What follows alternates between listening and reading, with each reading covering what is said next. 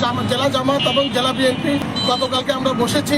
জেলা বিএনপির দায়িত্বশীল বৃন্দ আমাদেরকে রিকোয়েস্ট করেছে, যেহেতু 20 তারিখ ওনাদের প্রোগ্রামটা আগে, এই কারণে আমরা যে চত্বরগুলো সাজিয়েছি সেখানে আমাদের এই 20 তারিখের প্রোগ্রামকে সামনে রেখে জেলা বিএনপির কিছু পেস্টুন এবং ব্যানার দিয়ে আমাদের ব্যানারগুলোর উপরে সাজানো হবে।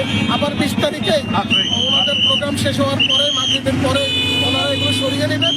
আমরা আবার সেখানে আমাদের 22 তারিখের প্রোগ্রামকে উপলক্ষ করে পেস্টুন এবং ব্যানার দিয়ে আবার সাজাবো। তো আমরা সহকর্মিতা একটি রাজনৈতিক পরিবেশ লক্ষ্মীপুরে আছে। আমরা আমাদের নেতৃবৃন্দের কাছে আমরা সেটাই প্রত্যাশা করি, আগামী দিনেও আমাদের এটা থাকবে। এক দল আরেক দলকে আমরা সেই সহমর্মিতা দেখাবো, ভালোবাসবো, উদারতা দেখাবো, শ্রদ্ধা, ভক্তি, স্নেহ, মমতা আমাদের মধ্যে থাকবে। আমরা জেলা বিএনপিকে ধন্যবাদ জানাই এবং জেলা জামাতকে ধন্যবাদ জানাই। শহর শাখায় এই আয়োজনগুলো করেছে। আমাদের অনেক নেতা কর্মীরা আসলে গত এক সপ্তাহ থেকে ব্যস্ততা, এগুলো অনেক কষ্ট করে করেছে, অনেকে খুব আহত।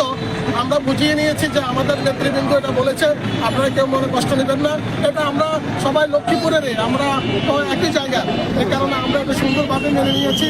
আমরা সবাইকে সহযোগিতা করব। 20 তারিখের প্রোগ্রাম কেন্দ্রিক জেলা জামাত ইসলামী সহযোগিতা করবে।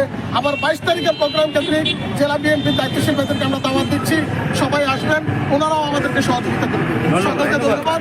আসসালামু আলাইকুম।